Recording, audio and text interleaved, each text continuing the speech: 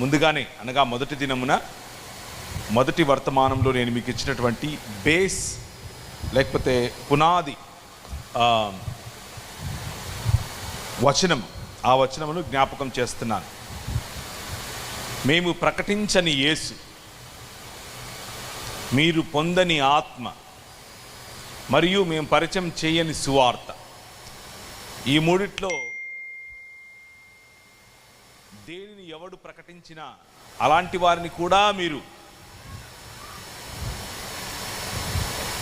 ఆదరిస్తే ఇక మీ కర్మ అన్నట్లుగా చెప్పినటువంటి మాట. ఈ సాయంకాల సమయంలో ప్రభువైన యేసుక్రీస్తు యొక్క ఆయన ఇచ్చినటువంటి రక్షణను జ్ఞాపకం చేసుకుంటూ ఆ రక్షణ సువార్త, మనం నమ్ముతున్నటువంటి రక్షణ సువార్తలో వస్తున్నటువంటి వక్రీకరణలు, ఆ వక్రీకరణలను ఏ విధంగా, లేకపోతే బైబిల్ గ్రంథం చెప్పేటటువంటి సరైనటువంటి సువార్త సమాచారం ఏమిటి అన్న విషయాన్ని మీ ముందు ఉంచుతాను. ఇప్పుడు 9 గంటలు అయ్యింది. కరెక్ట్గా 10 గంటలకు వదిలేస్తాను, మీరు మీ ఇళ్ళకి వెళ్ళిపోదురు. కానీ ఆ 1 గంట నాకే ఇవ్వండి, ఎక్కడికి ఇవ్వకండి, ఎవరికి ఇవ్వకండి. మీరు మీ వంట, మీ పంట, మీ సంబంధాలు, మీ వాట్సాప్ ఇవన్నీ ఉంటాయి, నేను కాదనను, వాటన్నిటినీ కూడా చేయండి.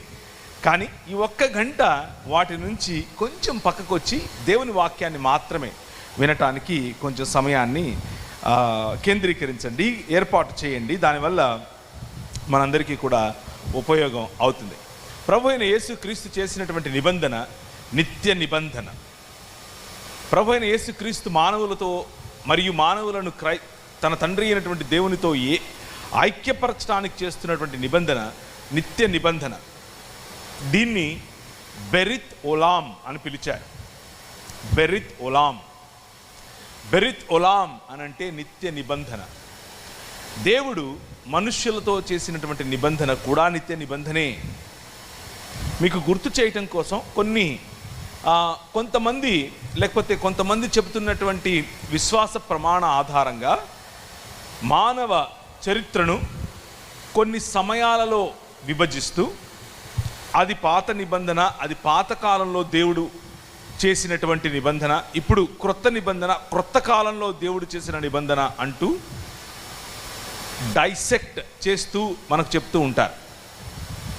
కానీ దేవుని వాక్యము ఏం చెబుతోంది, దేవుని వాక్యము మనతో ఎలా మాట్లాడుతోంది అన్న విషయాన్ని ముందు ఉంచుతాను. మానవుడు దేవుని చేత కలుగు చేయబడ్డాడు. మీరు, నేను, మనమందరం దేవుని స్వరూపము, దేవుని పోలిక చొప్పున చేయబడినటువంటి మానవ సమాజం. ఆయన మనల్ని చూస్తే ఈ ప్రపంచంలో ఉన్నటువంటి సుభిక్షత కనిపించాలి.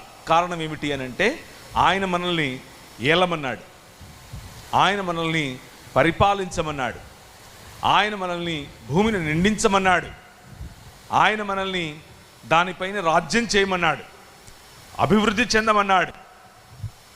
కనుక ఆయన మనల్ని చూసినప్పుడు ఆయన నిర్మించినటువంటి ఈ దేవాలయం, ఆయన నిర్మించినటువంటి ఆయన నివాస స్థలం అయినటువంటి భూమి ఆకాశముల కలయిక అనేటటువంటి ఏదేను తోట,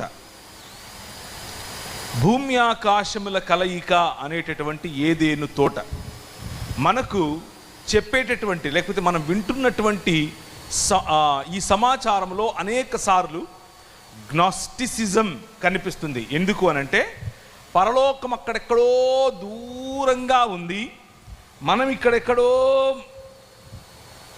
భూమి మీద ఉన్నాం, మనకు దానికి సంబంధం లేదు, మనం చచ్చిపోతే అక్కడికి వెళతాం అన్నటువంటి సందేశాన్ని వింటూ వచ్చాం. కానీ అది 1840కి ముందు అలా లేదు. జీడిఎం సంఘాలు స్థాపించే సమయంలో అలా లేదు. 1790 మొదలుకొని ఈ ప్రాంతాల్లో జీడిఎం సంఘాలు, జీడిఎం నాయకులు మనకు వేసినటువంటి పునాది అది కాదు. మనకు వేసిన పునాది ఈ ప్రపంచాన్ని విడిచి ఎక్కడికో వెళ్ళటం కాదు. మనకు వేసిన పునాది అక్కడెక్కడో దేవుడు ఉన్నాడు, అక్కడికి మనం వెళ్ళాలి అనేది కాదు. మనకు వేసిన పునాది ఏమిటి అనేది మనం చూద్దాం. కానీ ప్రభు అయిన యేసుక్రీస్తు చెప్పినటువంటి మాటల్లో బెరిత్ ఓలాం, the eternal covenant of God, దేవుడు చేసినటువంటి నిత్య నిబంధనను మనం అర్థం చేసుకునే ప్రయత్నం చేద్దాం. ప్రభువు మనలను, ఈ భూమి ఆకాశముల యొక్క కలయికను, మానవుడు మరియు దేవుడు కలిసేటటువంటి, మానవుడు మరియు దేవుడు ఏకమయ్యేటటువంటి ఒక మందిర నిర్మాణం చేశాడు, ఒక ఆలయ నిర్మాణం చేశాడు. చింతావారిపేటలో చింతావారి కుటుంబ సభ్యులందరూ అన్నదమ్ములే. వీరందరూ కలిసి వారిని రక్షించినటువంటి, వారిని విమోచించినటువంటి దేవుడి కొరకు ఒక ఆలయం కట్టుకున్నారు.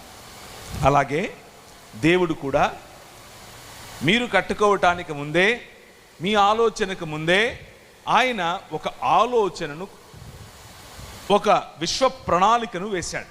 ఆ ప్రణాళిక ఏమిటి అని అంటే, మనుష్యులతో పాటి ఆయన వసించటం, మనుష్యులతో ఆయన కాపురం ఉండటం. ఆ మనుష్యులతో కాపురం ఉండేటటువంటి ప్రాజెక్టునే ఆయన ఆదాము హవ్వల ద్వారా మొదలుపెట్టాడు. కానీ మనుష్య సమాజానికి ప్రతినిధులైనటువంటి ఆదాము హవ్వలు, అనగా మనుష్య సమాజానికి మాత్రమే వారు ప్రతినిధులు కాదు సుమా, వారు దేవుని ఆలయంలో, దేవుడు నిర్మించినటువంటి దేవుని మందిరములో, దేవుడు నిర్మించినటువంటి తన ఇంటిలో దేవుని ప్రతినిధి మొదటి వచనం, దేవుని ప్రతిమ రెండవ వచనం, దేవుని ప్రతిబింబం మూడవ వచనం. ఈ మూడు విషయాలు జ్ఞాపకం చేసుకోండి, మీ మనసులో ఉండిపోవాలి. ప్రతినిధి, ప్రతిబింబం మరియు ప్రతిమ. మానవుడు ఏ విధంగా అయితే ఆలయ నిర్మాణం చేసి అందులో ఒక రాయి చేత, ఒక కర్ర చేత, ఒక మట్టితో, లేకపోతే వేరు పదార్థాలతో తనకు నచ్చినటువంటి ఒక ఆకారాన్నిచ్చి దానికి ప్రాణ ప్రతిష్ఠ చేస్తాడో, అది ఎక్కడి నుంచి నేర్చుకున్నాడు అనంటే, దేవుడు నిర్మించినటువంటి ఈ ఆలయం, భూమి ఆకాశములు అనేటటువంటి తన నివాస స్థలములో నిన్ను, మనలను దేవుని ప్రతిమగా, దేవుని ప్రతిబింబంగా, దేవుని ప్రతినిధిగా ఆయన ఏర్పరచి మనకు ప్రాణ ప్రతిష్ఠ చేశాడు. ప్రాణ ప్రతిష్ఠ చేసి, నువ్వు దీన్ని, ఇందులో నువ్వు ఫలించు, నువ్వు అభివృద్ధి చెందు, నువ్వు విస్తరించు, నువ్వు భూమిని నిండించు మరియు దానిని ఏలు అని చెప్పాడు. ఇది ఆయన చేసినటువంటి ఆలయములో ప్రతిమ యొక్క ప్రతిష్ఠ. దానికి కరెక్ట్గా ఆపోజిట్గా చేయటమే విగ్రహారాధన. అంటే ఆయన చేసిన ఆలయము కాదని, మనుష్యుల యొక్క నిర్మాణం, సృష్టిలో ఉన్నటువంటి జంతు, పక్షి మరియు వస్తువుల యొక్క స్వరూపములో దేవుణ్ణి నిర్మించుకుని, మనుష్యులే దానికి ప్రాణప్రతిష్ఠ చేసి మమ్ముని ఏలు అని చెప్పుకోవటమే విగ్రహారాధన. అంటే కనులుండి చూడలేని, నోరుండి మాట్లాడలేని, చేతులుండి పని చేయలేని, కాళ్ళుండి నడవలేని సమాజ నిర్మాణమే మనుష్యుల యొక్క ఆలోచన యొక్క ఫలితం. కానీ దేవుని ఆలోచన యొక్క ఫలితం, ప్రతి ఆలోచన అనగా ముఖ్యంగా ప్రతి మనుష్యుడు ఆయన యొక్క ఆత్మచేత నడిపింపబడటం. మనం మధ్యాహ్నం చూసినట్లుగా ప్రతి మనుష్యుడు ఆయన యొక్క ఆత్మ ప్రభావములో నడిపింపబడటం అన్నది ఆయన చిత్తమైతే, ప్రతి విగ్రహము పతన స్థితిలో ఉన్నటువంటి, దేవుణ్ణి తిరస్కరించేటటువంటి ఆత్మ కలిగినటువంటి, దేవునికి వ్యతిరేకంగా పనిచేసేటటువంటి ఆత్మ కలిగినటువంటి మానవ సమాజ నిర్మాణం చేయటమే ఈ అంధకార సంబంధమైన దురాత్మ సమూహముల యొక్క ప్రణాళిక. ఆ ప్రణాళికలో భాగంగా మీరు తొలచుకున్న, మీరు సరిచేసుకున్న, మీరు నిర్మించుకున్న వ్యవస్థలలో నుండి వాడు పనిచేస్తాడు. అది కుల వ్యవస్థ కావచ్చు, మత వ్యవస్థ కావచ్చు, మనుష్యులకు దూరం చేసేటటువంటి ఏ వ్యవస్థ అయినా కావచ్చు, ఉద్యోగ వ్యవస్థ, వ్యాపార వ్యవస్థ, విద్యా వ్యవస్థ, ఇలాంటి వ్యవస్థలన్నిటినీ క్యాప్చర్ చేస్తూ, వాటిని హైజాక్ చేస్తూ, దేవునికి విరోధముగా, మనుష్యుల నుంచి మనుష్యులకు విరోధముగా పనినటువంటి పన్నాగమే విగ్రహారాధన. చాలామంది విగ్రహారాధన అనంటే ఏదో ఒక ఆకారమునకు చేసేటటువంటి ఆరాధన అనుకుంటారు. కాదు, అది ఒక మొదలు.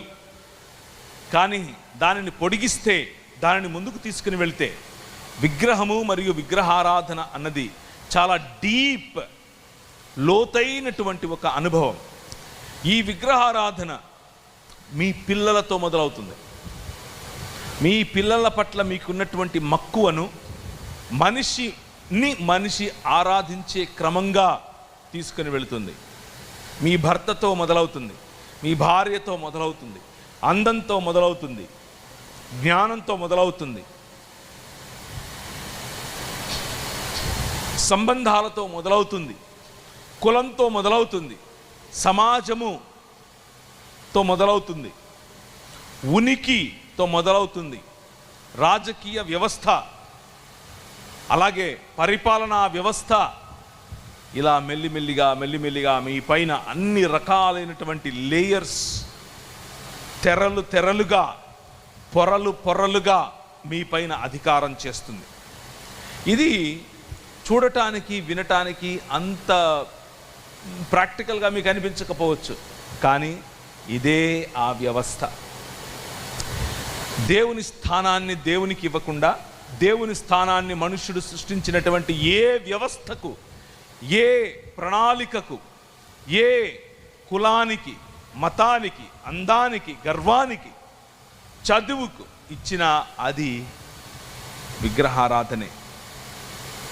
ఆ విగ్రహారాధన కారణం చేత మనము బెరిత్ ఒలాం నుంచి దూరమయ్యాం.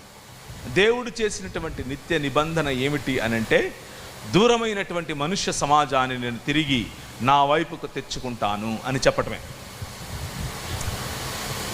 దూరమైనటువంటి మనుష్య సమాజం, నన్ను విడిచిపెట్టిపోయినటువంటి మనుష్య సమాజం, అనాథలుగా ఉన్నటువంటి మనుష్య సమాజం, అంధకార సంబంధమైన దురాత్మ సమూహముల యొక్క క్లచెస్, వాటి యొక్క ఈ బంధకములలో ఉన్నటువంటి మనుష్య సమాజాన్ని నేను విడిచిపెట్టను, నేను తిరిగి నా వైపుకు తెచ్చుకుంటాను అని దేవుడు తీసుకున్నటువంటి నిర్ణయమే ఈ బెరిత్ ఒలాం. అది మనుష్యుడి చేత కాదు.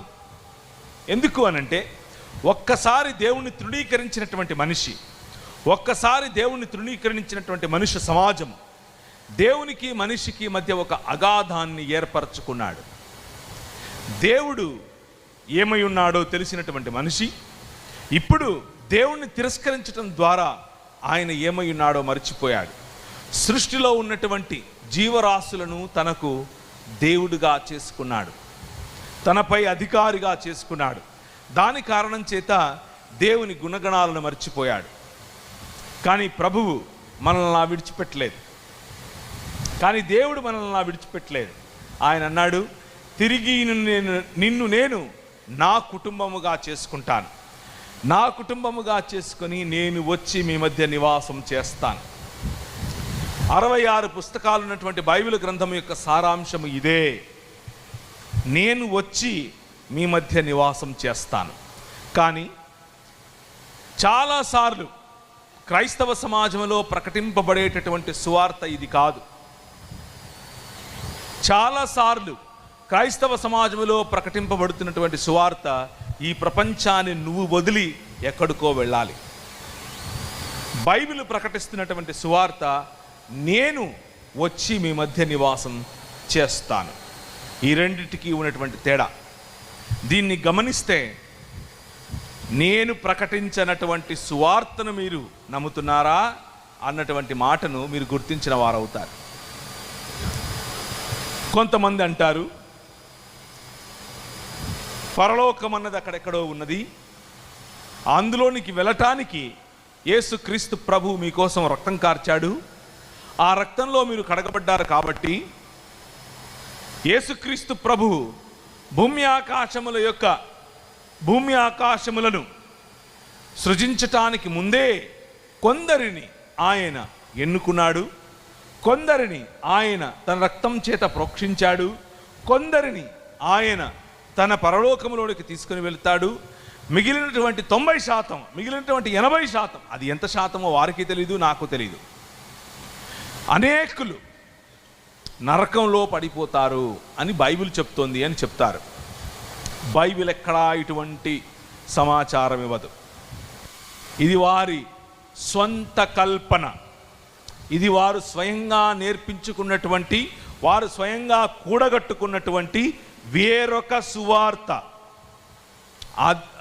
యోహాను సువార్త 3వ అధ్యాయం 16వ వచనం గట్టి చదువుతారు ఎవరైనా? గట్టిగా వినపడలేదు.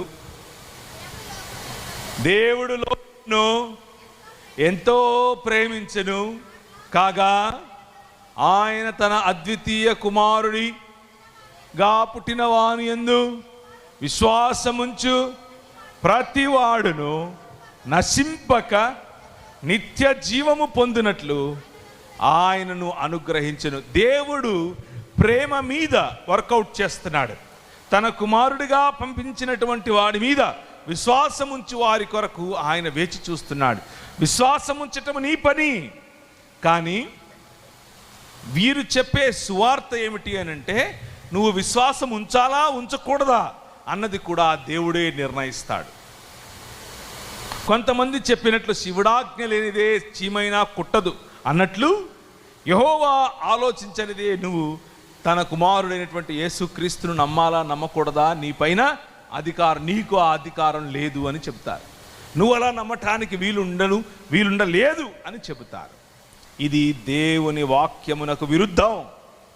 Choose today. నువ్వు ఎన్నుకో. యెహోషువ అన్నాడు, నా మట్టుకు నేనైతే నువ్వు నా కుటుంబమును ఏం చేస్తాం? యెహోవానే సేవిస్తాం. మీరేం చేస్తారో నాకు తెలీదు, నేను నా కుటుంబం యెహోవానే సేవిస్తాం. It's a choice given to you. నువ్వు ఎన్నుకోవాలి. నీ దగ్గర చాయిస్ లేదు, ఆయనే నిర్ణయించి పంపించాడు అని చెప్పేటటువంటి సువార్త, అది సువార్త కాదు, అది దుర్వార్త.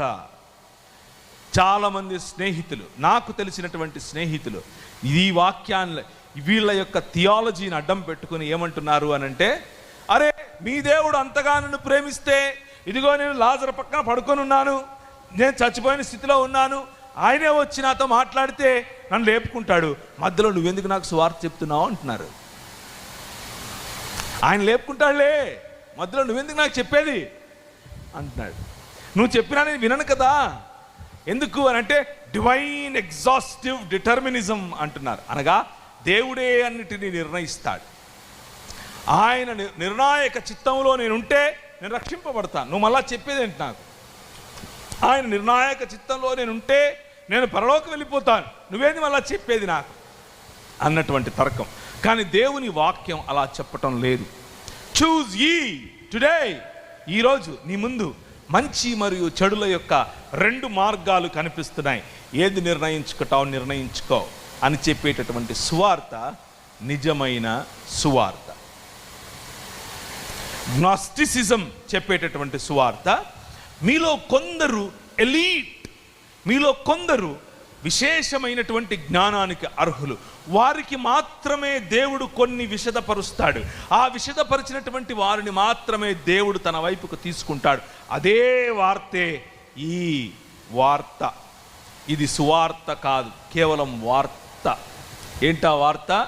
దేవుడు కొందరిని మాత్రమే తన సన్నిధికి ఏరుకుని మిగిలిన వారందరినీ నరకప్రాయులుగా చేస్తాడు. కానీ బెరిత్ ఒలాం, ప్రపంచములకు, సృష్టి యావత్తుకు, సకల మానవ సమాజానికి ఆయన చేసినటువంటి ప్రతిజ్ఞ అది కాదు. ఆయన చేసిన ప్రతిజ్ఞ ఏమిటి?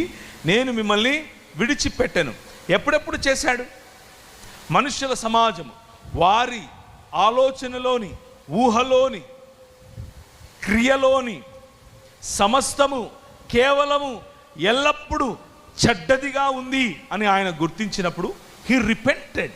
ఆయన బాధపడ్డాడు. ఏంట్రా వీళ్ళు ఇలా తయారయ్యారు అని బాధపడిన తర్వాత మనుష్యులతో ఒక ఇంద్రధనస్సు లాంటిది క్రియేట్ చేసి దానిని ఒక సూచనగా వారికి ఉంచి అన్నాడు, నేను లయకారుణ్ణి కాదు, నేను మిమ్మల్ని రక్షిస్తాను, నేను మిమ్మల్ని తిరిగి నా కుటుంబముగా చేసుకుంటాను అని చెప్పి సమస్త మానవ జీవితానికి, సమస్త మానవ సమాజాలకు ఆయన ఒక సందేశాన్ని ఇచ్చాడు. ఏంటా సందేశం? I am not somebody that kills people. నేను లయకారుణ్ణి కాదు. I love humans.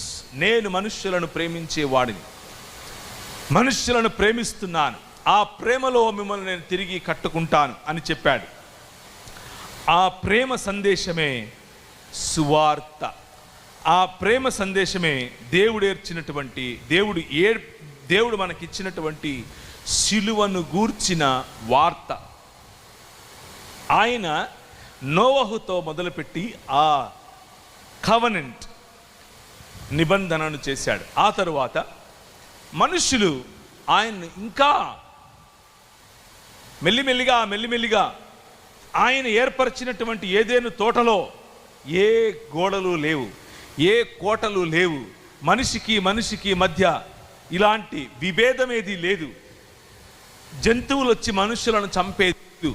కానీ మనిషి ఏ క్షణమైతే దేవుణ్ణి తిరస్కరించాడో కోట గోడలు కట్టుకోవటం మొదలుపెట్టాడు, నగరాలు నిర్మించటం మొదలుపెట్టాడు.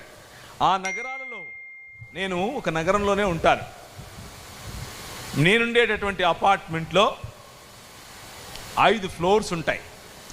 ఒక్కొక్క ఫ్లోర్లో 5 ఇళ్ళు ఉంటాయి. 5 ఇళ్ళు ఉన్నటువంటి 5 ఫ్లోర్స్లో నా పక్కన ఇంటివాడు ఎవరో కూడా నాకు తెలియనటువంటి పరిస్థితిలో నేను బ్రతుకుతాను. నా క్రిందింట్లో ఎవడుంటాడు, నా పక్కనింట్లో ఎవరుంటారు, నా ఎదురింట్లో ఎవరుంటారు, వారు పెట్టుకున్నటువంటి నేమ్ ప్లేట్స్ తప్ప నాకు తెలియదు. మహా అయితే వారి దగ్గరికి వెళ్ళి కనిపించినప్పుడు హలో బ్రదర్ అంటాను, అంతకుమించి ఏమీ లేదు. నగరముల యొక్క నిర్మాణం వెనకున్నటువంటి ఈ ప్లానింగ్ ఇదే. ఏంటా ప్లానింగ్? మనిషికి దూరం చేయటం.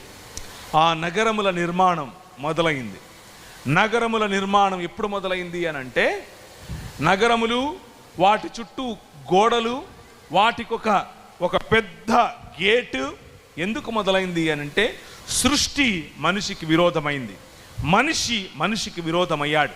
మనిషి విరోధమై, సృష్టి మనిషికి విరోధమై భయంకరమైనటువంటి ఈ పరిస్థితుల్లో ఉండగా మనిషి తన స్వకల్పన చేత, తన సొంత ఆలోచన చేత అడ్డుగోడలు కట్టుకోవటం మొదలుపెట్టాడు, అపార్ట్మెంట్స్ కట్టుకోవటం మొదలుపెట్టాడు, కోట గోడలు కట్టుకోవటం మొదలుపెట్టాడు, నగర నిర్మాణం చేయటం మొదలుపెట్టాడు. ఇలా నగర నిర్మాణం చేస్తూ అంచెలంచెలుగా పెరిగినటువంటి మనిషి తనలో ఉన్నటువంటి ఈ పాపపు ఆలోచన పతన స్థితికి వెళ్ళేంతగా వెళ్ళిన తర్వాత ప్రభు అయిన యేసు ప్రభు వారికి చేసినటువంటి నిబంధన, మిమ్మల్ని ఇలా విడిచిపెట్టను అన్నటువంటి నిబంధన, ఆయన వారిని మిమ్మల్ని రక్షిస్తాను అని చెప్పినటువంటి నిబంధన. ఆ నిబంధన నోవహుతో మొదలై మనిషి సివిలైజేషన్ తర్వాత సివిలైజేషన్, అనగా నాగరికత తర్వాత నాగరికత ఆయన నిర్మిస్తూ వెళ్ళాడు. నిమ్రోదు సమయంలో పక్కన వాడి భార్య కావాలనుకున్నాడు. నిమ్రోదు సమయంలో ఒక్క భార్య సరిపోదనుకున్నాడు, ఒక్క స్త్రీ సరిపోదనుకున్నాడు, నాకు ఇంకా కావాలనుకున్నాడు. ఆటబొమ్మగా స్త్రీని మార్చి తనకు ఆనందం ఇచ్చేటటువంటి ఒక ఆబ్జెక్ట్గా స్త్రీని మార్చి తెచ్చుకున్నాడు. అలా తండ్రి హయాములో, భర్త హయాములో, మరియు బాలుడు అనగా తనకు పుట్టినటువంటి కొడుకు హయాములో స్త్రీ బ్రతకాలి అన్నటువంటి నిర్ణయాలు చేసుకున్నటువంటి మనిషి నుంచి స్త్రీని రక్షించాలి, ఈ మనుష్య సమాజాన్ని రక్షించాలి. ఎలా? ఆయన చేసినటువంటి బెరిత్ ఒలాం ఎలా సమృద్ధిగా ప్రజలకు వెళ్ళాలి. ఈ నిమ్రోదు సమయం నుంచి కొంచెం ముందుకు వస్తే మెసపటోమియా సమాజం, మెసపటోమియా అనేటటువంటి నాగరికతలో మనుష్యులు దేవుణ్ణి ధిక్కరించి, దేవుణ్ణి తిరస్కరించి, వారు ఏర్పరచుకున్నటువంటి విగ్రహములను పూజిస్తూ, స్త్రీలను దూరం పెడుతూ, స్త్రీలను ఆట వస్తువుగా చేసుకుంటూ, పిల్లలకు హక్కులు లేకుండా, పెద్దలకు హక్కులు లేకుండా, వయోవృద్ధులకు హక్కులు లేకుండా, నీ వయసు అయిపోయింది నువ్వు చచ్చిపో అని చెప్తున్నట్లుగా విగ్రహములకు అర్పితములుగా వారి జీవితాలను నాశనకరమగు వారు కుదుర్చుకున్నటువంటి, వారు వేసుకున్నటువంటి తందూరి, లేకపోతే దాన్ని ఏమంటారు, నిప్పుల గుండా వెళ్ళేటటువంటి ఒక విధానాన్ని ఏర్పరచుకున్నారు. నిప్పుల గుండా వెళుతున్నారు.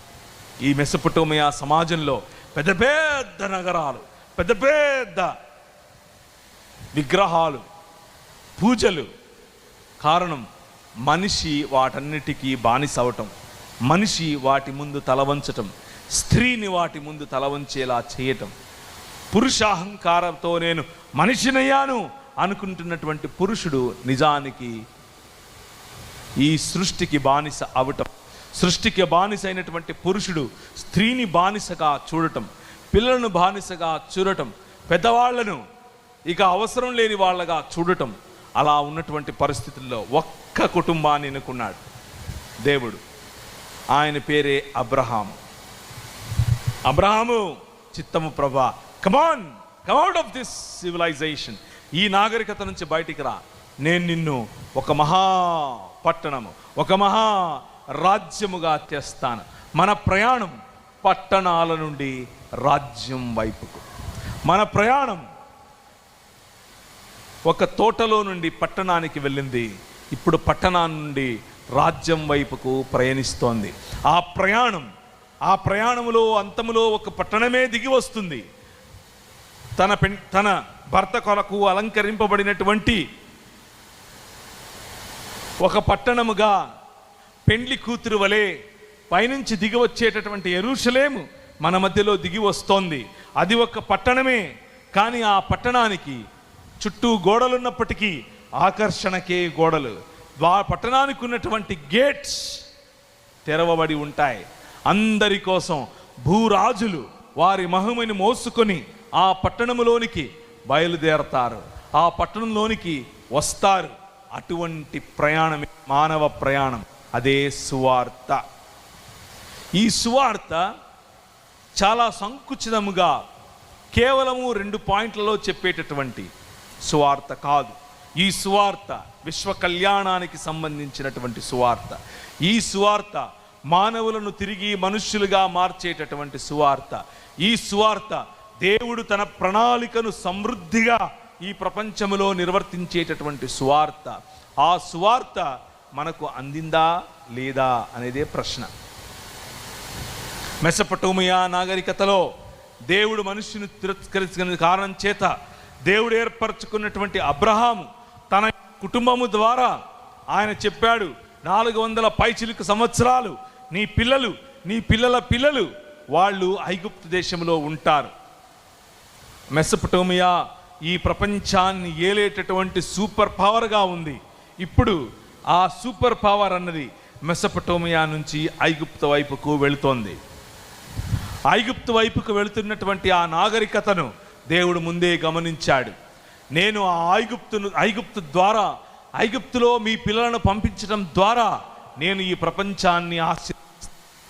ప్రపంచాన్ని ఆశీర్వదించేటటువంటి నేను ఐగుప్తు ద్వారా ఈ ప్రపంచాన్ని ఆశీర్వదిస్తానని చెప్పినటువంటి దేవుడు అబ్రహాము కుమారుడైనటువంటి యోసేపును అక్కడికి ముందే పంపించాడు. కరువు కాలములో మనకేదైనా భోజనము దొరుకుతుందా అన్నటువంటి ఆలోచనలో వెళ్ళినటువంటి ఇశ్రాయేలు పిల్లలు అక్కడ 400 పైచిలుకు సంవత్సరాలు అభివృద్ధి చెందారు, విస్తరించారు. భూమిని నిండించేంతగా లక్షలాదిగా వారి యొక్క జనాభా పెరిగింది. వారిని చూసినటువంటి ఐగుప్తు రాజు ఫెరో అన్నాడు, వీరు విస్తారమైనటువంటి జనంగా వెళుతున్నారు, వీరిపై అన్యాయము చేయండి. అన్యాయం. సువార్త అన్యాయమునకు వ్యతిరేకముగా వచ్చినటువంటి వార్త. సువార్త మనుష్యుల యొక్క బాధ, మనుష్యుల యొక్క రోదన, మనుష్యుల యొక్క కష్టము, మనుష్యుని పైన మనుష్యుడు ఏర్పరుస్తున్నటువంటి సంకెళ్లను ఛేదించేటటువంటి వార్త సువార్త. ఆ సువార్తలో భాగంగా ప్రభు అన్నాడు, నేను విన్నాను, నేను ఉన్నాను అన్నాడు. మీ గతించిపోయిన సీఎం అన్నటువంటి మాటలు అనుకుండారు పొరపాటున. అది ఆయన ఇక్కడి నుంచే తీసుకున్నాడు. ఆయన సొంత మాటలు కాదు. నేనున్నాను, నేను విన్నాను. బైబిల్లో ఉన్న దేవుడు అన్నాడు, నేనున్నాను, I am the one that lives. ఉన్నవాడను అనువాడను నేను విన్నాను. ఏం విన్నాను? నీ ఆర్తనాదాలు విన్నాను అని చెప్పాడు. అలా ఆయన తన కనుదృష్టిని మెసొపొటేమియా సామ్రాజ్యం నుంచి ఐగుప్తు సామ్రాజ్యం వైపుకు తీసుకెళ్ళి వెళ్ళాడు. ఐగుప్తు సామ్రాజ్యం మనుష్యులను బానిసత్వంలోనికి నెట్టివేసేటటువంటి సామ్రాజ్యం, మనుష్యులను బానిసత్వంలో కృంగదీసేటటువంటి సామ్రాజ్యం. ఆ సామ్రాజ్యము కూరలను విరిచాడు, దానిని కొమ్ములను ఆయన విరగగొట్టాడు. గద్ద రెక్కల మీద మోసుకొని వచ్చినట్లుగా తన పిల్లలను మోసుకొని వచ్చాడు. ఇంకొక రాజ్యాన్ని స్థాపించాడు. ఆ రాజ్యము పేరు ఇశ్రాయేలు. ఇశ్రాయేలు, వినుము, నీ భాగ్యం ఎంత గొప్పది. యెహోవాయే రక్షణగా గల నీ భాగ్యం ఎంత గొప్పది. అన్యజనులు ఈ ముందు నీతో ఏకీభవించినట్లు వాళ్ళు నాటకాలు చేస్తారు, వేషాలేస్తారు, కానీ వారి ఉన్నత స్థలములను తొక్కుతావు అని చెప్పాడు. సువార్త దేనికి అనంటే, నిన్ను విడిపించి ఈ ప్రపంచంలో తలగా ఉంచటానికి, అన్యజనుల మార్గములను త్రొక్కటానికి, అన్యజనుల ఆలోచనలను త్రొక్కటానికి, అన్యజనుల విధానములను త్రొక్కటానికి. అందుకే నిన్ను పిలిచాడు. కానీ నువ్వు లేదండి. ఈ రోజుల్లో క్రైస్తవ సమాజాన్ని చూస్తే అది ఒక డోర్ మ్యాట్ లాంటిది. డోర్ మ్యాట్ తెలుసా? లోపలికి వెళ్ళటానికి ముందు కాళ్ళు ఇలా తుడుచుకుని వెళ్తారు.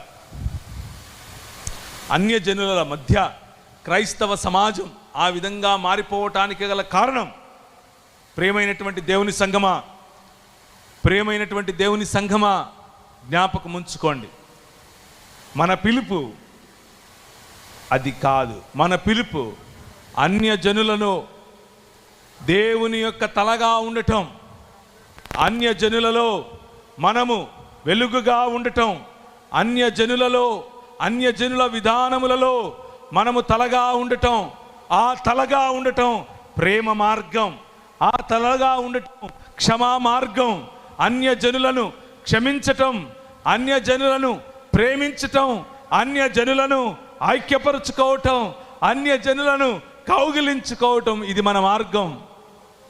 అన్యజనులు అనేకులు మన ముందు వేషాలేస్తారు, మనతో ఏకీభవించినట్లుగా మన మధ్య కూర్చుంటారు.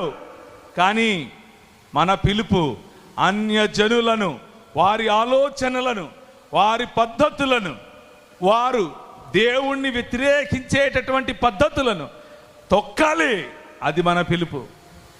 అందుకోసం మనం పిలువబడ్డాం.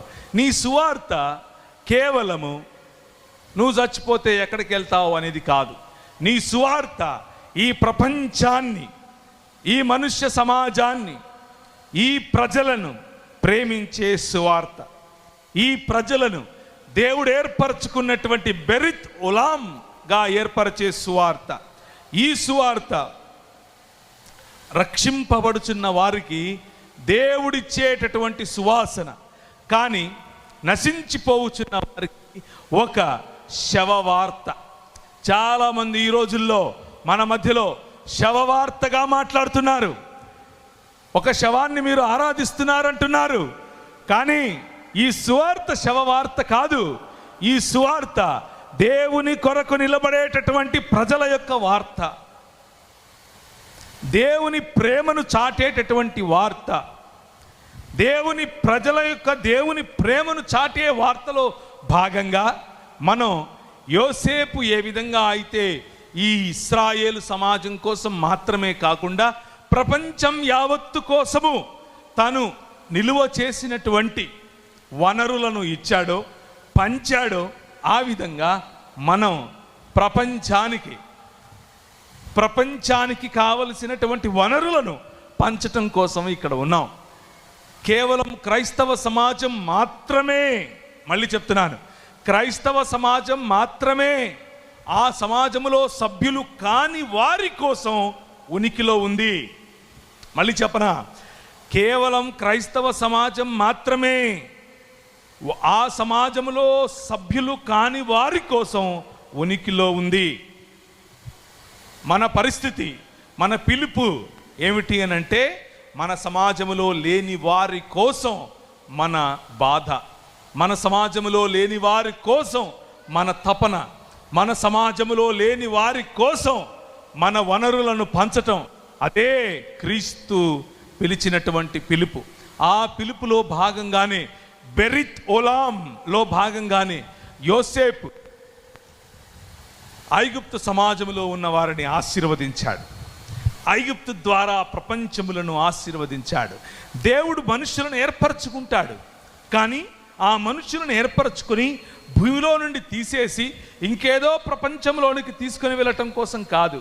ఆ మనుషులను ఏర్పరచుకొని ప్రపంచములను ఆశీర్వదించటం కోసం ఏర్పరచుకుంటాడు.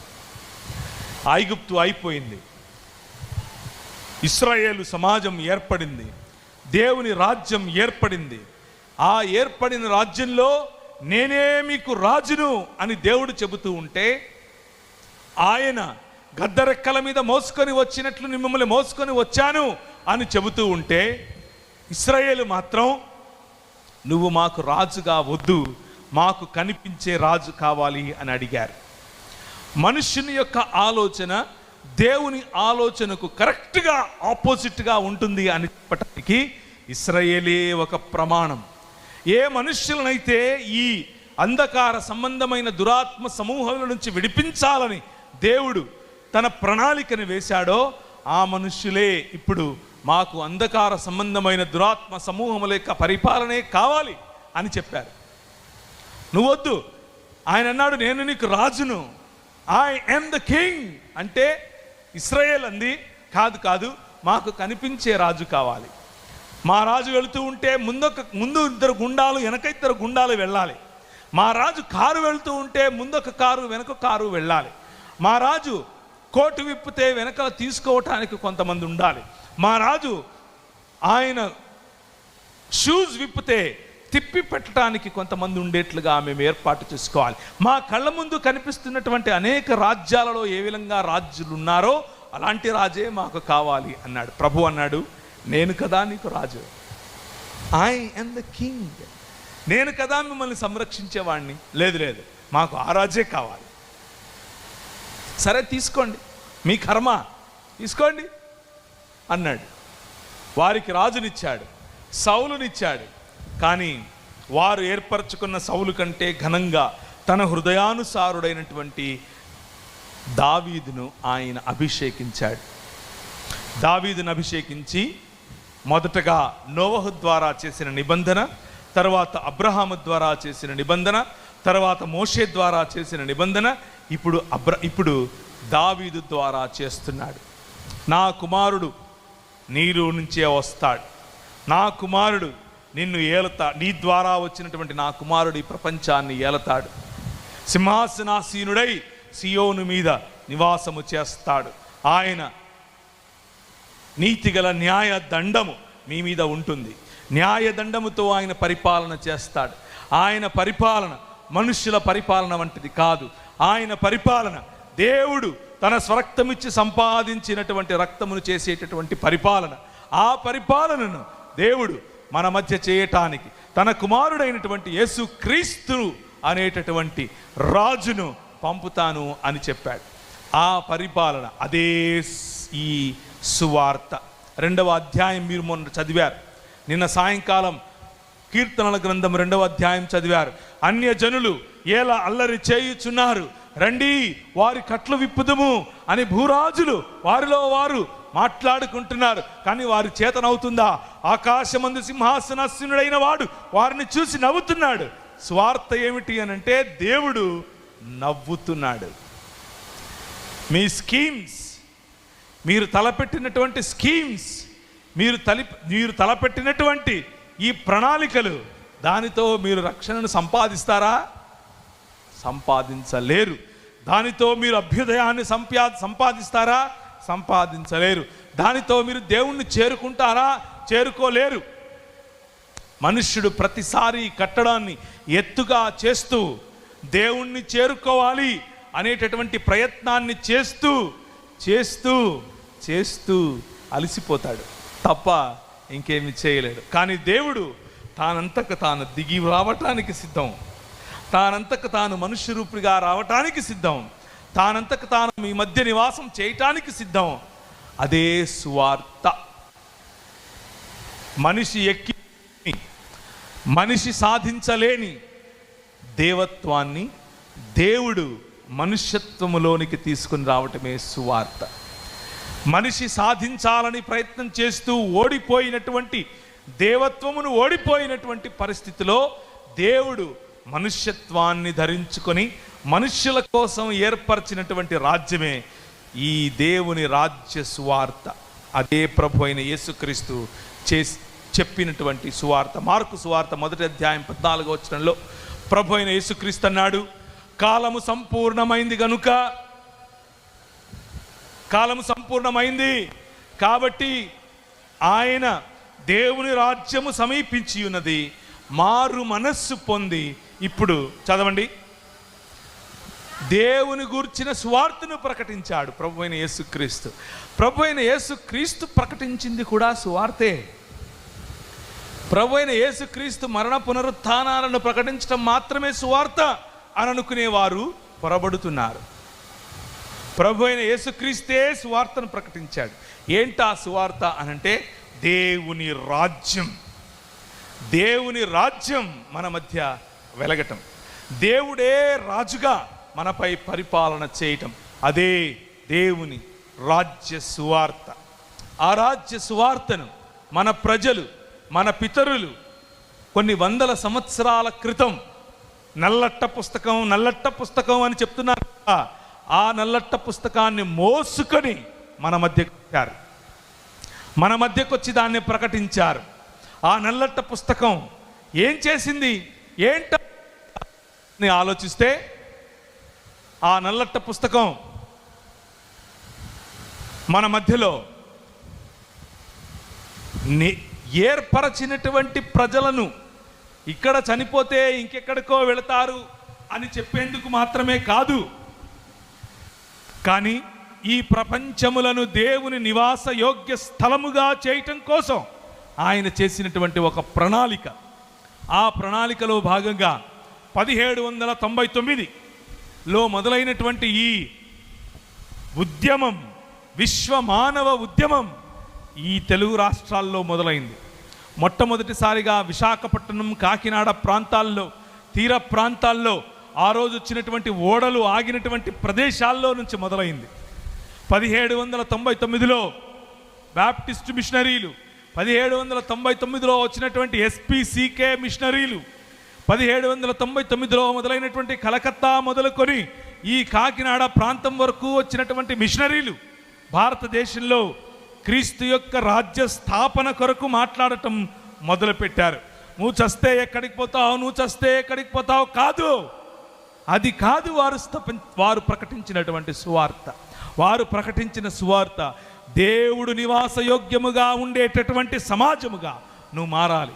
తెలుగు ప్రజలు దేవుడి నివాసయోగ్యమైనటువంటి ప్రజలుగా మారాలి. తెలుగు మాట్లాడేటటువంటి ప్రజలలో ఉన్నటువంటి వ్యత్యాసాలు పోవాలి, కులం పోవాలి, స్త్రీ పట్ల వివక్ష పోవాలి, అందరికీ చదువు రావాలి, ప్రతి ఒక్కరికి వైద్యం అందాలి. ఇది సువార్త. ఆ సువార్తను ప్రకటించడం కోసం 1799లో మొదలైనటువంటి ఆ ఉద్యమం మెల్లిమెల్లిగా ఇంతింతాయి. దానియేలు ఒకానొక సమయంలో ప్రవక్తగా ఉన్నటువంటి దానియేలు చూసినటువంటి ఒక నిదర్శనం, ఆయన చూసినటువంటి ఒక కళ, ఒక దర్శనం. ఆ దర్శనంలో ప్రభు అయిన యేసుక్రీస్తు ఆయనకు ఒక పెద్ద విగ్రహమును చూపించాడు, ఒక పెద్ద ప్రతిమను చూపించాడు. తల బంగారముగా ఉంది, భుజములు వెండిగా ఉన్నాయి, ఉదర భాగము అది ఇత్తడితో ఉంది, కాళ్ళు ఇనుముతో ఉంది, పాదములు ఇనుము మరియు మట్టి కలిసినటువంటిదిగా ఉంది. ఇనుము మరియు మట్టి కలిసినటువంటి సమాజము, ఒకరితో ఒకరు పొత్తు కలిసినట్లుగా ఉంటూనే, మనమందరము బంధువులము అంటూనే మన మధ్యలో చిచ్చు పెట్టినటువంటి సమాజం. నువ్వు దళితుడివి, నువ్వు మాలవు, నువ్వు మాదిగవు, నువ్వు బొడగము, నువ్వు జంగము, నువ్వు ఫలానా, నువ్వు అది, నువ్వు వనవాసివి అంటూ వెలివేసినటువంటి సమాజం. కానీ ఏ చేతి సహాయము లేకుండా తీయబడినటువంటి రాయి ఇంతింతై మహాపర్వతం అవుతుంది. ఆ మహాపర్వతమైన రాయి ఒక్కసారి వచ్చి కాకినాడ, విశాఖపట్నం ఈ తీర ప్రాంతాల్లో పడితే ప్రజల మధ్యలో ఉన్నటువంటి వ్యత్యాసాలు, ప్రజల మధ్యలో వారు కట్టుకున్నటువంటి కులం, వారు కుట్టుకున్నటువంటి మతం, వారు ఏర్పరచుకున్నటువంటి వ్యత్యాసం, వారు ఏర్పరచుకున్నటువంటి నువ్వు స్త్రీవి నేను పురుషుని అన్నటువంటి వ్యత్యాసం పటాపంచలైపోయింది. ఏ చేతి సహాయము లేకుండా తీయబడినటువంటి ఈ రాయి ఇంతింతై మహాపర్వతమై ఈ ప్రాంతంలో సువార్తనాదముగా పడితే సమాజం ఒకటైంది, సమాజం ఐక్యపరచబడింది, చదువుకోవడం మొదలుపెట్టారు. నాకు విడుదనిచ్చినటువంటి ప్రియమైనటువంటి మీ సంఘ పెద్దలు వారు అన్నారు, వారి కొడుకు ఇప్పుడు మిషిగన్లో ఉంటారట, వారి పిల్లలు ఏజీ బిఎస్సి ఒకరు, అలాగే పెద్ద పెద్ద చదువుల్లో చదువుకున్నటువంటి వారు. ఎలా సాధ్యం ఇది? ఒరేయ్ నాగిగా, ఒరేయ్ ఎల్లిగా, ఒరేయ్ మల్లిగా, నువ్వు పెంట కుప్పల్లో ఉండాలి, నువ్వు అక్కడే ఉండు అని చెప్పిన సమాజంలో తలమానికముగా, మణిమక్కుటముగా ప్రజలను తీర్చిదిద్దేటటువంటి ఈ ఆలోచన ఎక్కడి నుంచి పుట్టింది?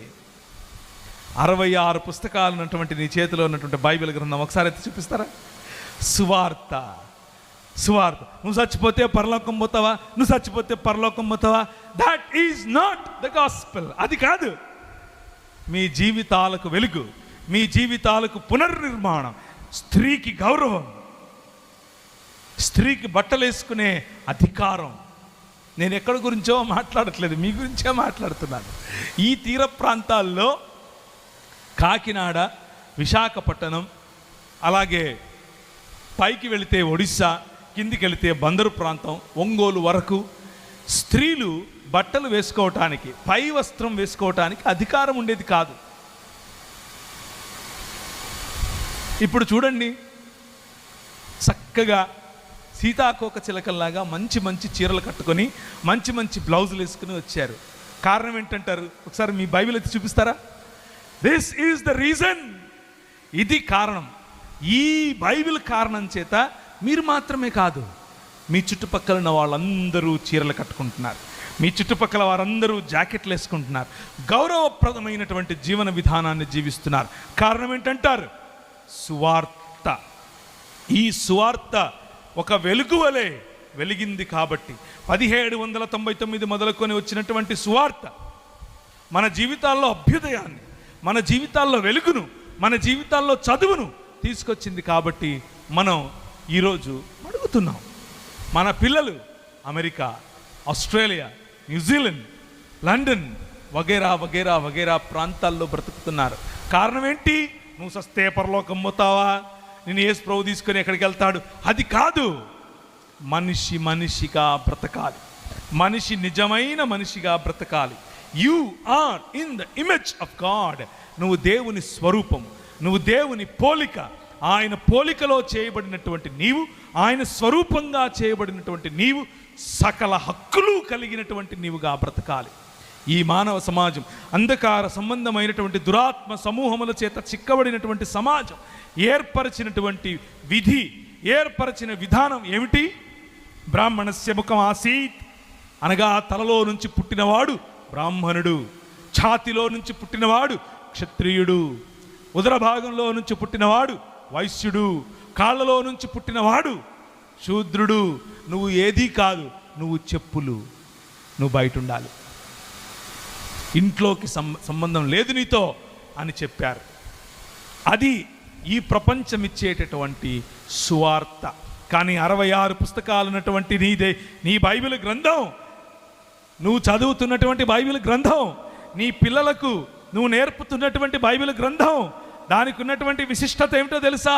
అది చెప్పే సువార్త ఏమిటో తెలుసా?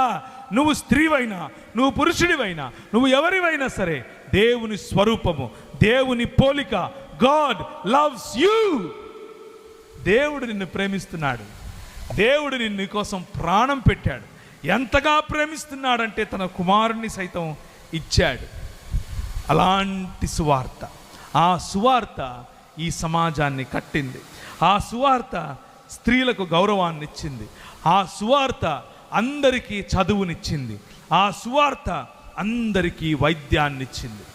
ఉదయం చూస్తే ఉదయం నుంచి సాయంత్రం వరకు బడి, అదే బడి సాయంత్రం అయ్యే వరకు ఆసుపత్రి అయ్యేది.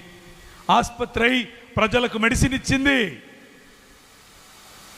మీ ఊరు నుంచి దాదాపు ఒక 100 కిలోమీటర్ల దూరంలో ఏలూరు ప్రాంతం.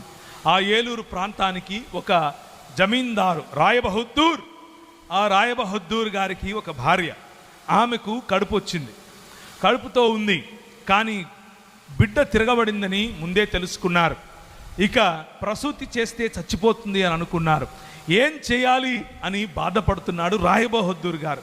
కానీ అమెరికాలో ఒకానొక సమయంలో నేను తెలుగు ప్రజల మధ్యకి వెళ్ళాలి, తెలుగు ప్రజలకు సేవ చేయాలి, తెలుగు ప్రజలకు సువార్త చెప్పాలి అని ఆలోచిస్తున్నటువంటి ఒక స్త్రీ, ఆమె ప్రార్థన చేస్తోంది. ప్రభు అన్నాడు, నేను నిన్ను తెలుగు ప్రజల దగ్గరికి తీసుకుని వెళ్తాను అని అన్నాడు. ఎందుకు? తెలుగు ప్రజలే ఎందుకు? ప్రపంచం గొడ్డుపోయిందా? భారతదేశమే రావాలా? మీరు మళ్ళీ ఎత్తి చూపించినటువంటి 66 పుస్తకాలు ఉన్నటువంటి బైబిల్ గ్రంథం, ఆ గ్రంథంలో ఉన్నటువంటి వెలుగు ప్రపంచంలో ప్రతి కొనలోనికి, ప్రతి దిశలోనికి, ప్రతి దశలోనికి, ప్రతి సమాజంలోనికి వెళ్ళాలి. అలా వెళ్ళాలన్న కారణం చేత ప్రార్థిస్తున్న ప్రతి ప్రజను ప్రేరేపించినటువంటి నీ ప్రియుడు, నీ ప్రభువు అన్నాడు, నేను నిన్ను తీసుకెళ్తాను. ఆ రోజుల్లో జనానా అనేటటువంటి ఓ ఉద్యమం రేపుకొట్టింది. జనానా అనంటే స్త్రీలు బయటికి రారు కాబట్టి, స్త్రీలను ఇంట్లోనే నిర్బంధించారు కాబట్టి, వారి ఇళ్లలోకే వెళ్ళి సువార్త చెప్పేటటువంటి ఈ మెథడ్ను జనానా మెథడ్ అని పిలిచారు. ఉర్దూ భాషలో జనానా అంటే స్త్రీ అని అర్థం. ఆ జనానా మిషన్లో భాగంగా లూథరన్ సంఘాలు పనిచేస్తూ ఉన్న క్రమంలో నేను వస్తాను అని అడిగితే, డాక్టర్గా ఉన్న నీకు మా దగ్గర పారితోషికం ఇవ్వటానికి, డబ్బులు ఇవ్వటానికి డబ్బులు లేవు అని చెబితే, నేను టీచర్గా అయినా వస్తాను అని చెప్పింది ఒక ఆవిడ. సరే రమ్మని పిలిచారు. ఆమె టీచర్గా వచ్చింది. జనానా మిషన్లో భాగంగా ఇళ్ళకు వెళుతూ ఉంటే రాయబహద్దూర్ ఆమెను చూసి, ఏమ్మా నువ్వు మా ఇంటికి వచ్చి టీచింగ్ చేస్తున్నావు, నువ్వు డాక్టర్ అని విన్నాను, నా భార్యకు సహాయం చేస్తావా అని అడిగాడు. ఆమంది, నేను వచ్చిందే ఇందుకోసం, ఐ లవ్ యువర్ పీపుల్, నీ ప్రజలంటే నాకు ఇష్టం. నువ్వు రాయబహద్దూరుగా ఉండి సుంకము పన్ను వసూలు చేసేంత వరకు మాత్రమే నీ పని నువ్వు చేస్తున్నావు. నా దేవుడు ఈ ప్రపంచమునకు రాయబహద్దూర్, ఈ ప్రపంచానికే ఆయన రాజు. ఆయన సుంకాన్ని వసూలు చేసి కాదు, తన రక్తాన్ని ఇచ్చి కాపాడేటటువంటి రాజు. నేను వస్తాను అని చెప్పింది. తనని ఇంటికి తీసుకెళ్ళాడు. ఆమె ఇంటికి వెళ్ళింది. ఆ ప్రసూతిలో, లేకపోతే తన భార్య పడుతున్నటువంటి బాధలో ఆమె మందులు ఇచ్చింది, ఆమె సహాయం చేసింది. సహాయం చేస్తూ ప్రతిరోజు సాయంకాలం వెనుకొస్తూ ఉంటే ఆమె ధరించుకున్నటువంటి తెల్లటి వస్త్రాలు ఇంటికి వెళ్ళగానే పచ్చగా అయిపోతున్నాయి, పసుపచ్చగా మారిపోతున్నాయి. వెనక భాగం అంతా పసుపచ్చగా అవుతుంది. ఏంటబ్బా ఇది? ప్రతిరోజు నేనేమో బాగా వాష్ చేసుకుని మంచిగా దాన్ని శుభ్రపరచుకుని వెళ్తున్నాను, ఒక డాక్టర్గా ఎనికొచ్చిన వెంటనే నేను వేసుకున్న డ్రెస్సు ఎందుకు పసుపచ్చగా మారుతుంది అని చూస్తే, మ్లేచ్ఛ జాతికి చెందిన స్త్రీ నా ఇంటికి వచ్చింది అని పసుపు నీళ్లు చల్లారు మన సాంస్కృతిక అభ్యుదయవాదులు. ఇది మనకు నేర్పిన సువార్త. కానీ తన దేశం కాదు, తన ప్రజలు కాదు, తన భాష కాదు, తన ప్రాంతం కాదు, కానీ ప్రజలను ప్రేమించటానికి తన ప్రభువు ఇచ్చినటువంటి ఒకే ఒక చైతన్య మార్గం, ప్రజలను ప్రేమించటానికి తన ప్రభువు ఇచ్చినటువంటి ఒకే ఒక రక్షణ మార్గం, ప్రేమ మార్గం. ఆ మార్గాన్ని ఎంచుకున్నటువంటి యానీ కుగ్లర్ గారు ఈ ప్రాంతానికి వచ్చి తెలుగు ప్రజలను ప్రేమించి, ఆమె ఇంటికి వెళ్ళేటప్పుడు పసుపు నీళ్లు చల్లినా అది అవమానంగా తీసుకోకుండా ప్రజలను అక్కునకు చేర్చుకున్నటువంటి వార్త సువార్త. ఇది సువార్త. ఈరోజు దురదృష్టకరంగా చాలా బాధతో నేను ఈ మాట చెప్తున్నాను.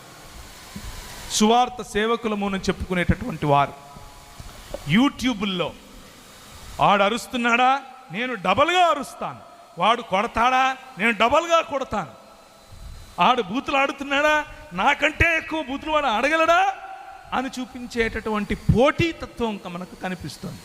అది కాదు సువార్త. సువార్త ప్రేమ, సువార్త మనిషిని ప్రేమించటం, సువార్త మనిషికి కావలసిన అవసరతను తీర్చటం. ఒకసారి అందరూ లేచి నిలబడతారా? చాలాసేపు కూర్చున్నారు. మీకు విషయం తెలుసో తెలీదో కానీ 1 గంట 5 నిమిషాలు అయిపోయింది మీరు కూర్చొని. కాబట్టి ఇంకొక 15 నిమిషాలు మాట్లాడటానికి ముందు పైకి నిలబెట్టాను. పరలోకమందున్న మా తండ్రి అనేటటువంటి ప్రార్థన నాతో పాటు చెప్పండి. 1 2 3. పరలోకమందున్న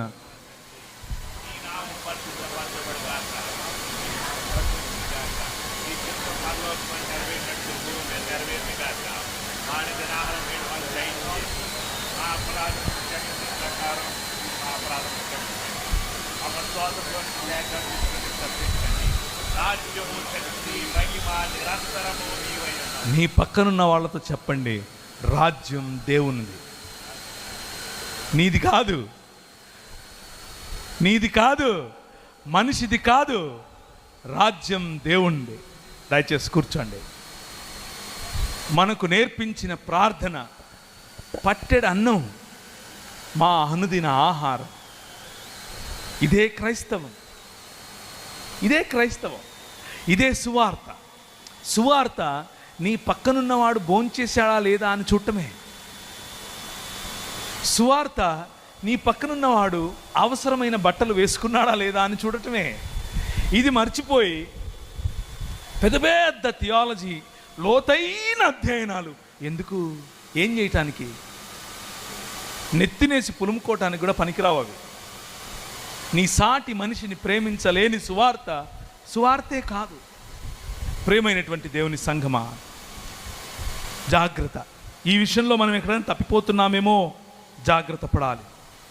ఈ విషయంలో మనం ఏమైనా కాలు జారుతున్నామా జాగ్రత్త పడాలి.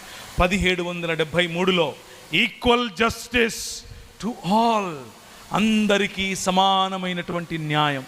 ఆ రోజుల్లో బ్రాహ్మణుడు తప్పు చేస్తే ఒక రకమైన శిక్ష, క్షత్రియుడు తప్పు చేస్తే ఒక రకమైన శిక్ష, శూద్రుడు తప్పు చేస్తే ఇంకొక రకమైన శిక్ష.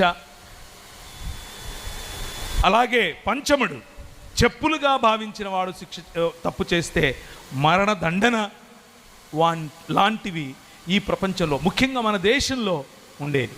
కానీ ఈ రాజు, ద కింగ్, ఈ సువార్తను ప్రకటించినటువంటి రాజు వేంచేశాడు, నీ తెలుగు ప్రజల మధ్య వేంచేశాడు. 1773లో అందరికీ సమానమైనటువంటి తీర్పు, ఈక్వల్ జస్టిస్ టు ఆల్, న్యాయం అందరికీ సమానమే. ఆ రోజుల్లో శూద్రుడు చైరు మీద కూర్చోవటానికి వీల్లేదు. చైరు మీద కూర్చుంటే వాడి పిరుదులు కోశారు. శూద్రుడు అనంటే పొరపాటున మీరు మాల మాదిగా బుడగల జంగమ దాసరి అనుకుండేరు. కాదు, శూద్రులు అంటే ఎవరు? రెడ్డి, వెలమ, కామ్మ, కాపు వగైరా వగైరా అందరూ శూద్రులే. వాళ్ళకు కూర్చోవటానికి హక్కు లేదు, వారికి పరిపాలించే హక్కు లేదు, వారికి భూమి హక్కు లేదు. కానీ ఎవరిచ్చారు ఆ హక్కు? నీ రాజు, your king. Equal justice to all. 1795లో అందరికీ ఆస్తి హక్కునిచ్చాం. ఎవరిచ్చారు? మనం. ద కింగ్డమ్ ఆఫ్ గాడ్, దేవుని రాజ్యం. ఇదంతా సువార్త కాదంటారా? ఇది సువార్త, ఇదే సువార్త. ప్రజలు అనుకుంటారు ఇది సోషల్ సువార్త, ఇది సాంఘిక సువార్త. ఇంకొంతమంది అనుకుంటారు ఇది మారల్ సువార్త. ఇంకొంతమంది అనుకుంటారు ఇది ఎథికల్ సువార్త. ఇంకొంతమంది అనుకుంటారు ఇంకేదో సువార్తల పేరు పెడతారు. నో, సువార్త అనేది మనిషికి సంబంధించిన ప్రతి కోణాన్ని కూడా ఈ ప్రపంచపు అంధకార సంబంధమైన దురాత్మ సమూహముల యొక్క అధికారం నుంచి విడిపిస్తుంది. సాంఘికంగా విడిపిస్తుంది, మానసికంగా విడిపిస్తుంది, రోగముల నుండి విడిపిస్తుంది, పాపము నుండి విడిపిస్తుంది. అన్ని రకాలుగా మనిషిని సంపూర్ణ మనిషిగా చేయటమే సువార్తకున్నటువంటి ప్రత్యేకమైన లక్షణం. ఈరోజు చెప్తున్నటువంటి సువార్త ఏంటి? ఈరోజు చెప్తున్న సువార్త ఏంటంటే, నువ్వు దేవుని యొక్క ఆ పరలోకంలోనికి వెళ్ళాలనుకుంటున్నావా? నీ చైన్ తీసివేయి, నీకు 2 చైన్లు ఇస్తాడు. ఇది సువార్త. ఇది సువార్త కాదు, ఇది దుర్వార్త. మొలకు అడుగుతాడు నీ పిల్లలను, బయలుదేవుడు అడుగుతాడు నువ్వు సంపాదించిన ధనాన్ని, కియ్యు దేవత అడుగుతుంది నీ చేతిలో ఉన్నటువంటి నూనెను, నక్షత్ర దేవత అడుగుతుంది నీ వస్తువులను. ఏమిచ్చి నేను యెహోవా నిన్ను దర్శించుదును? వేలాది నదులంతా విస్తార తైలమిత్తునా? ఇదంతా మనుషుల యొక్క మనుషులు అడుగుతున్నటువంటి ప్రశ్నే. దానికి సమాధానంగా ప్రభు అంటున్నాడు, మనుష్యుడా ఎన్నిసార్లు చెప్పాలరా నీకు? ఎన్నిసార్లు చెప్పినా నీకు అర్థం కాదా? టీవీలో నుంచి అడుగుతున్నారు, మీ దగ్గరకు వచ్చి అడుగుతున్నారు, నువ్వు అది ఇస్తే నేను ఇది ఇస్తా, నువ్వు అది ఇస్తే నేనేమైనా ఒక ట్రాన్సాక్షనల్ దేవుణ్ణి అనుకుంటున్నారా? నాతో మీరు వ్యాపారం చేస్తారా? మనుష్యుడా, ఏది ఉత్తమమో నీకు ముందే చెప్పాను కదా. మీకా గ్రంథంలో ఆయన చెప్పాడు, న్యాయమును జరిగించుటయు, కనికరమును ప్రేమించుటయు, దీన మనస్సు కలిగి నీ దేవుడైన యెహోవా ఎదుట జీవించుటయు. ఇంతే కదా నిన్ను అడుగుతున్నాను. ఇంతకు మించి నేను అడిగానా? ఓ మతం కట్టెత్తున్నావు ఏంటి నువ్వు? కొబ్బరికాయలు కొట్టాలి, ఊదుబత్తీలు పెట్టాలి, దండలు వేయాలి, మల్లెపూలు తీసుకురావాలి, చేతులు అర్పించాలి, తలనీలాలు అర్పించాలి, బంగారం ఇవ్వాలి, సంపాదించింది ఇవ్వాలి, భార్యని ఇవ్వాలి. మతం నువ్వు కట్టుకున్న భార్యను 7 రోజులు 7 రాత్రులు బ్రాహ్మణుడి దగ్గర పడుకోబెట్టాలని చెప్పింది. అలా పడుకోబెడితేనే నీ జీవితానికి సుఖమని చెప్తుంది. కానీ ప్రభు అయిన యేసుక్రీస్తు అన్నాడు, నో, నీ భార్యను నువ్వు పెళ్లి చేసుకున్న భార్యను ఎప్పుడు నీ దాన్ని ఏమంటారు, బ్రాహ్మణుల దగ్గర పడుకోబెట్టడానికి అవసరం లేదు. 1819లో మనం చట్టం చేశాం, నీ భార్య నీ దగ్గరే ఉంటుంది. She is in the image of God. ఆమె దేవుని స్వరూపం, దేవుని పోలిక. బ్రాహ్మణుడి దగ్గరికి వెళ్ళి పడుకోవాల్సిన అవసరం లేదు. ఈ కృణ్వంతో విశ్వమార్యం అన్నటువంటి ఒక శ్లోకం, దాని అర్థం ఏమిటంటే, ఈ ప్రపంచాన్ని ఆర్యీకరణ చేయాలి అన్నటువంటి దిశగా వెళుతున్నటువంటి ఈ బ్రాహ్మణిజం ప్రపంచంలో అందరినీ వారి యొక్క DNA ప్రకారం కనాలి అని చెప్పి వారు ఏర్పరచుకున్నటువంటి ఆ కాన్స్టిట్యూషన్, వారు ఏర్పరచుకున్నటువంటి ఆ చట్టాన్ని తిరగరాసింది ఎవరు? దేవుని రాజ్యం. ఇంత మహాపర్వతమై ఈ ప్రపంచంలో ఉన్నటువంటి సిస్టమ్స్ని తుత్తునీయులుగా పడగొట్టినటువంటి దేవుని రాజ్యం ఈ తీర ప్రాంతాలకు వచ్చింది. ఈ తీర ప్రాంతాలకు రావటం కారణం చేత మీ భార్యలను బ్రాహ్మణుల దగ్గర పడుకోబెట్టాల్సిన అవసరం లేదు. 1830లో ప్రజలను, పిల్లలను బలిలు అర్పించాల్సిన అవసరం లేదు. 1833లో పిల్లలను బలులు అర్పించాల్సిన అవసరం లేదు. అదొక చట్టం. అలా నువ్వు చేస్తే అది చట్టపరంగా నేరం అని తీసుకొచ్చిన చట్టం మనం తీసుకొచ్చిందే. 1835 ప్రతి ఒక్కరికి ఆంగ్ల భాషలో చదువు. అదేంటి? సనాతనంగా ఉన్నటువంటి మా ధర్మానికి వ్యతిరేకంగా పనిచేస్తున్నారన్నారు. ఏంటా సనాతనంగా ఉండే ధర్మం అనంటే, మీరు సంస్కృతంలో మాత్రమే శ్లోకాలు చెప్పాలి. మీరు ఇది అరే సంస్కృతంలో శ్లోకాలు చెప్తే మాకు ఎలా అర్థమవుతుంది? సరే నువ్వు చెప్పు, న్యూటన్స్ థియరీ ఫస్ట్ లా చెప్పు సంస్కృతంలో. నాకు రాదు. సెకండ్ లా చెప్పు. నాకు రాదు. థర్డ్ లా చెప్పు. నాకు. అందుకే మాకు ఇంగ్లీష్ ఎడ్యుకేషన్ కావాలన్నారు. అందుకే మన పిల్లలు ఈరోజు అమెరికా, ఆస్ట్రేలియా, అందుకే న్యూజిలాండ్, అందుకే లండన్, ప్రతి చోట భారతీయులు ఇప్పుడి ముప్పుడిగా ప్రతి చోట ఉండడానికి గల కారణం ఏంటో తెలుసా? నీ రాజు, యువర్ కింగ్, నీ రాజు ప్రకటించినటువంటి రాజ్య సువార్త. నువ్వు చచ్చిపోతే ఏడిపోతావు, నువ్వు చచ్చిపోతే ఏడిపోతావు, అది కాదు. That is religion. అది మతం. రాజ్య సువార్త, ప్రజలకు సంబంధించినటువంటి సువార్త. 1833లో నాన్ డిస్క్రిమినేషన్ యాక్ట్ మనం తీసుకొచ్చాం. కూర్చోవటానికి హక్కు శూద్రునికి 1835లో మనం తీసుకొచ్చాం. 1891లో శారదా యాక్ట్, లేకపోతే చిన్నపిల్లలకు పెళ్లి చేయటానికి వీలు లేదు అని చెప్పినటువంటి యాక్ట్ మనం తీసుకొని వచ్చాం. అది దేవుని రాజ్యములో భాగం. 1891, 1913లో రైట్ టు ఎడ్యుకేషన్, 1913లో slavery abolishment act, breast tax. Breast tax ఎంతమంది విన్నారు? చేయబెట్టండి. సినిమాలు కూడా తీశారండి ఈ మధ్య. స్తనాల బరువును చూసి దానికి ట్యాక్స్ వేయటమే బ్రెస్ట్ ట్యాక్స్ అంటే. స్త్రీగా ఉన్న నువ్వు పై వస్త్రం వేసుకోవటానికి వీలు లేదు అని చెప్పిన సమాజం ఈ సమాజం. స్త్రీగా ఉన్న నువ్వు, నీ స్తనాలు బరువుగా ఉన్నాయి అని అంటే దాని అర్థం ఏంటి? మీ ఆయన బాగా సంపాదిస్తున్నాడు కాబట్టి నువ్వు ట్యాక్స్ కట్టు అని చెప్పారు. ఇంత దరిద్రమైనటువంటి సమాజంలో ప్రభు అయిన యేసు క్రీస్తు నీ రాజు, ఏ చేతి సహాయము లేకుండా తీయబడినటువంటి రాయి ఇంతింతై మహాపర్వతమై స్వార్థ రూపములో ఈ ప్రతిమ ఏదైతే బంగారము, వెండి మరియు ఇత్తడి, అలాగే ఇనుము మరియు మట్టి కలిసినటువంటి సామ్రాజ్యములుగా ఉన్నాయో వాటి మీద పడింది, తుత్తనీయులుగా వాటిని చేసింది, మిమ్మల్ని సంరక్షించింది. అందే you are in the image of God. నువ్వు దేవుని స్వరూపం, నువ్వు దేవుని పోలిక. కాబట్టి 1988లో ముత్తులక్ష్మిరెడ్డి నిలబడుకుని 1930 చిల్లరలో ముత్తులక్ష్మిరెడ్డి మొట్టమొదటిసారి ఆ మెడ్రాస్ ప్రెసిడెన్సీలో ఉన్నటువంటి దాన్ని ఏమంటారు విధాన సభలో నిలబడుకుని ఆంధ్రజోగిని యాక్ట్ అనేది ప్రతిపాదించింది. ఆంధ్రజోగిని యాక్ట్ అంటే ఏంటి?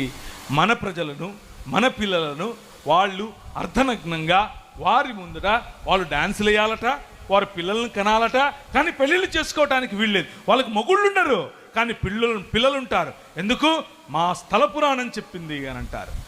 మెడ్రాస్ మొదలుకొని పైన కర్ణాటకలో బీదర్ వరకు సాగినటువంటి ఈ వదంతాన్ని, ఈ అకృత్యాన్ని యామీ కార్మైకల్ అనేటటువంటి ఒక నల్లట్ట పుస్తకాన్ని మోసుకొని వచ్చినటువంటి ఈ స్వార్థను ప్రకటించినటువంటి ఒక సాధారణమైన వ్యక్తి.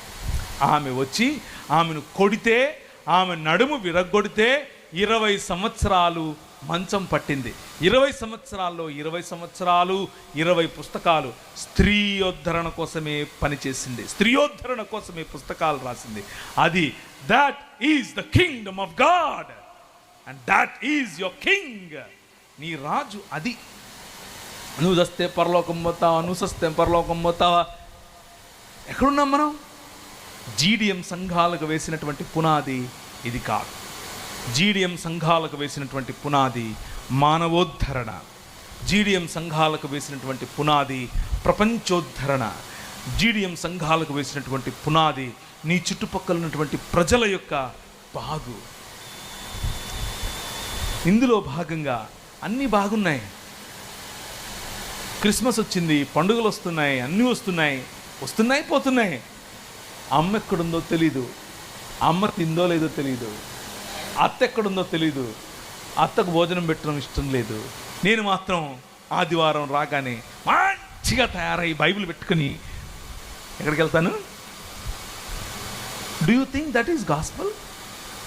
అది అనుకుంటున్నారా గాస్పల్ అంటే? No, that is religion. అది నీ మతం. మతంలో ఉంటే పోతావు, ఎందుకు పనికి రాకుండా పోతావు. స్వార్థ మతం కాదు మిత్రమా. స్వార్థ మనిషిని ప్రేమించటం, సాటి మనిషిని గౌరవించటం. నీ సొంత అత్తను ప్రేమించలేవు, నీ సొంత అమ్మను ప్రేమించలేవు, నీ భార్యకు భయపడి అమ్మకు సహాయం చేయలేవు. ఎందుకు నీ బతుకు? ఏం చేయటానికి? పరలోకమందున్న మా తండ్రి నీ రాజ్యం వచ్చునుగా కానీ ప్రార్థన చేస్తావు. ఎక్కడొచ్చింది నీ ఇంట్లో? ఎక్కడొచ్చింది? దేవుని రాజ్యం, దేవుని రాజ్యమును గురించిన సువార్త. కొంతమంది సువార్త ఎలా ఉంటుంది అని అంటే, నువ్వు యేసు ప్రభు దగ్గరికి వస్తే ఆయన నీకు బెంజ్ కారు ఇస్తాడు, ఆయన నీకు పెళ్లి చేస్తాడు, నీ మొగుడు ఎర్రగా పొడుగ్గా ఉండేలా చేస్తాడు, నీ భార్య ఇంత పొడుగు జడతో వస్తుంది. అది సువార్త కాదు, అది మార్కెటింగ్ టెక్నిక్. అది మీకు తెలుసు, నాకు తెలుసు, కానీ దానికి పడతారు. సువార్త ఏమిటి? సువార్త నీ పొరుగువాడు, నీ పొరుగువాడిని ప్రేమించటం, నీ పొరుగువాడికి ఇంత అన్నం పెట్టడం, నీ పొరుగువాడికి వాడిని కౌగిలించుకోవటం, నీ పొరుగువాడితో కలిసి సహపంక్తి భోజనాలు చేయటం. ఇదే సువార్త. నీ పొరుగువాడిని ప్రేమించలేని సువార్త ఏం సువార్త? దేవుని రాజ్య స్థాపన ఎలా సాధ్యం? దేవుని రాజ్య స్థాపన సాధ్యం నీ పొరుగువాడిని ప్రేమించినప్పుడే. దేవుని రాజ్య స్థాపన సాధ్యం అందరికీ విద్య పంచినప్పుడే, అందరికీ వనరులు పంచినప్పుడే. ఈ లోక మర్యాదలో ఉన్నటువంటి ప్రతి అంధకార సంబంధమైన దురాత్మ సమూహముల అధికారము నుండి బయటికి వచ్చినప్పుడే. అలా బయటికి రావటానికి గల ఏకైక మార్గం, నీ రాజు నీకు ఇచ్చినటువంటి మార్గం, నీ పొరుగువాడిని ప్రేమించటం, నీ పొరుగువాడితో కలిసి సహజీవనం చేయటం, ప్రేమించటం, గౌరవించటం. అందరికీ సమానమైనటువంటి జీవన విధానం, అందరికీ సమానమైనటువంటి హక్కులు, అందరికీ సమానమైనటువంటి ఆస్తి, అందరికీ సమానమైనటువంటి విద్య, అందరికీ సమానమైనటువంటి వైద్యం, వగేరా వగేరా వగేరా. ఇదే కదా సువార్త. ఇది సోషల్ సువార్త కాదు, ఇదే బైబిల్ సువార్త. ఆఖరిగా ముగించడానికి ముందు ఒక్కసారి యెషయా గ్రంథం 61 చదివి ముగిస్తాను. యెషయా గ్రంథం 61వ అధ్యాయం. ఒకరోజు ప్రభు అయిన యేసు క్రీస్తు తన వాడుక చొప్పున ఒక సమాజ మందిరానికి వెళ్ళాడు. సమాజ మందిరానికి వెళితే ఆయన చేతికి ఒక యెషయా గ్రంథపు చుట్టనిచ్చారు. ఆయన తీసి చదువుతున్నాడు. ఇది లూకా సువార్త 4వ అధ్యాయంలో మీరు చూడొచ్చు. ఏం చదువుతున్నాడు అంటే ఇప్పుడు చదవండి. 61వ అధ్యాయం యెషయా గ్రంథం. ప్రభువగు యెహోవా ఆత్మ నా మీద ఉన్నది,